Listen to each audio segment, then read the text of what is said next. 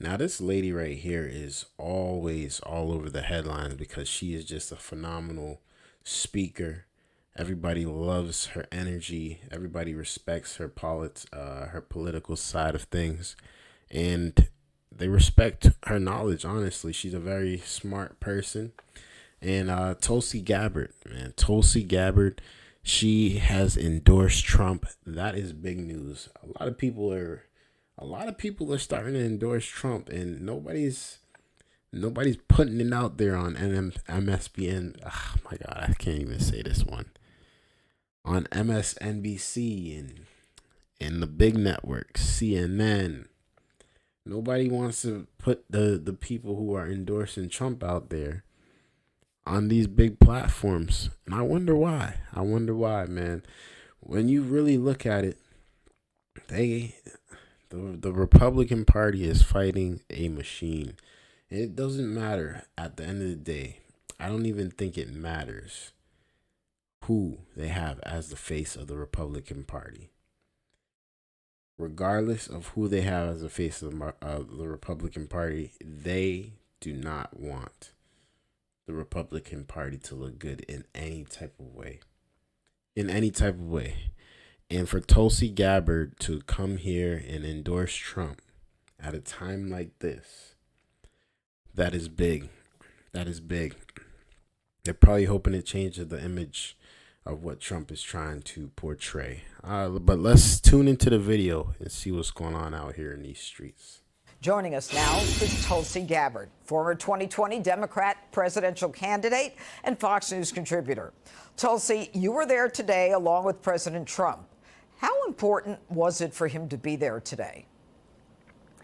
You know, one thing that ran through my mind as I was there, joining President Trump and honoring the ultimate sacrifice that these 13 service members paid, sharing the sorrow that these Gold Star families still feel and will always feel at the loss of their loved ones. Meanwhile, where is Kamala Harris? Where is Joe Biden? Well, Joe Biden's on vacation, and Kamala Harris is running a campaign based on joy and vibes and laughing her way around. I can tell you who wasn't laughing were those families, some of the survivors of that attack in this disastrous Afghanistan withdrawal. This is personal for me, Judge, and so many other Americans who know firsthand the cost of war. We've seen and experienced it firsthand. We know how important it is to have a commander-in-chief who values every single one of our lives and who has the strength and the courage to exercise all means of diplomacy, meeting with dictators, allies, adversaries, partners in the pursuit of peace, recognizing that war is always and should always be a last resort. I endorse President Trump today because he has those qualities and he's proven that he is that commander-in-chief. Kamala Harris. Come on, man. Give it up for Tulsi Gabbard, man. If she's not speaking hot facts right now, then I don't know what this is talking about. This is fake news. If she's not speaking facts, this is fake news. Donald Trump, regardless of how you feel about him personally, because there's a lot of y'all haters out there, this man had the entire world at peace. The entire world at peace when he was in office. There were no wars. We got out of wars. We finished the job. People were making money. Everybody was happy. Everybody was happy. Even our enemies were happy. They said, you know what? We have a different type of respect for the United States now. Just because of you. Just because of you. We will back down. We will back down. And people be forgetting the actual good that going to North Korea or going to South Korea. I think it's North Korea. That's the issue. What the impact on going to Russia, going to Saudi Arabia. People don't understand the impact that means on having that peaceful treaty between those countries. Because when stuff hit the fan, we don't want to be going to war against everybody against the United States. We got to have peace among everyone.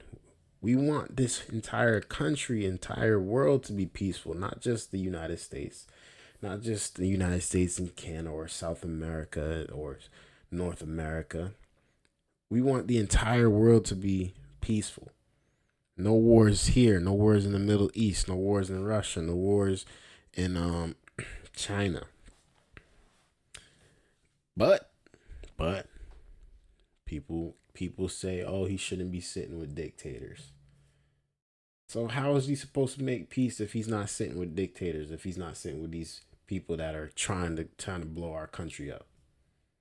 That makes no sense. Let's continue. This has proven she is not. We're closer to the brink of nuclear war now than ever before, closer to World War III because of Harris and Biden and their policies. You know, Tulsi, a mother of one of the slain troops spoke out against Kamala Harris today. Take a listen.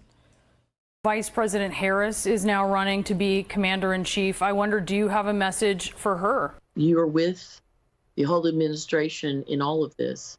You hold the same accountability as President Biden does. You were right beside him in making these decisions. This administration has tried to sweep it under the rug, and that's absolutely not going to work for this nation.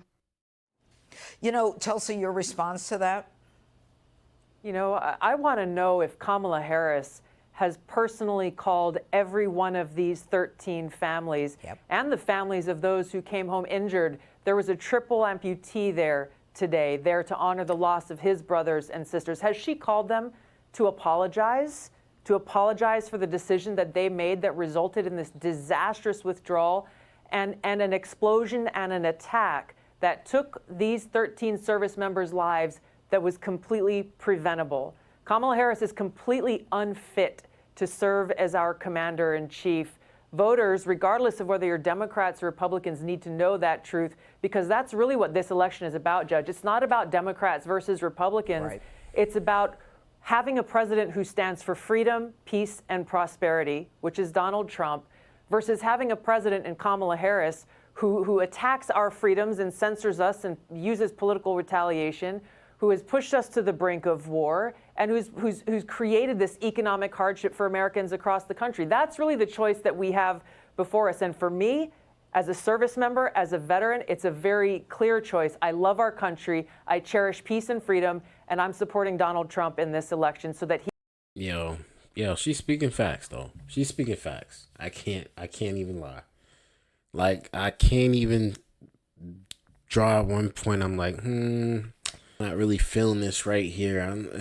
There's nothing that really is like that I could debunk real quick. Besides the fact that obviously, you know, Kamala Harris shouldn't take the full blame of what happened with those troops, although she is going to get it because she's a part of the vice president, and she's the vice president, I should say. She's the vice president, and she's under the president. And the president made the order, and she probably had a say-so in it also. And they're in charge right now. So they're going to get blamed for the majority of what is going on in this world. It's kind of obvious. So at the same time, you signed up for this position. You should expect this type of feedback from the work that you have done. It makes clear sense. Honestly, I have nothing bad to say about this woman right here, right now. She is out. She's on Fox News, letting it out. She's letting the air out the bag. So let's continue and see what's going on. He can be our commander-in-chief once again. You know, it's interesting, Tulsi. CNN today tried to attack Trump for attending the wreath ceremony. Take a listen. Is he politicizing these soldiers' deaths? Should he even be at Arlington National Cemetery if he's going to make some politics out of this?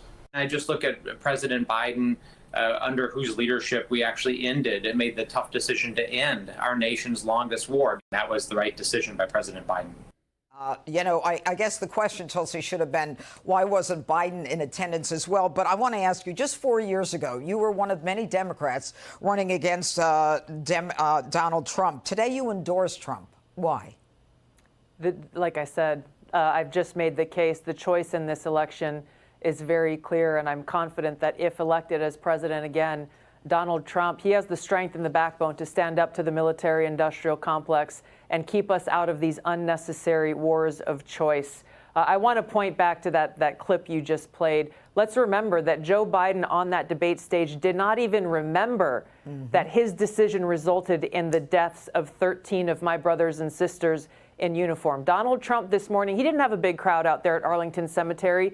It was him standing and grieving with these Gold Star families for hours. This wasn't just a drive-by photo op. He stayed with them for hours and helped to console them and thank them for their sacrifice that they have made for our great country.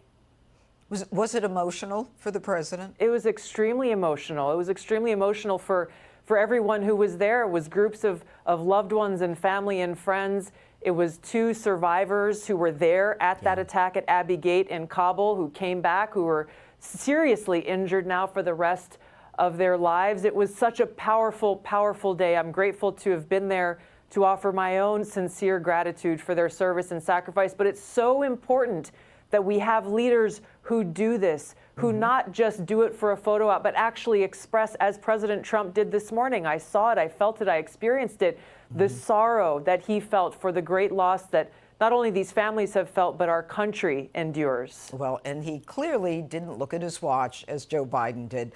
Tulsi Gabbard, thank you so much for joining us tonight. Shout out to Tulsi Gabbard, man. I understand, man. I understand why she feels the way she feels. When you don't look at what the social medias and the news, certain news channels are talking about with Trump, and you actually look at the good stuff that he's done, the good things that he's been putting out, it's undeniable, man. It's undeniable that he's for the people.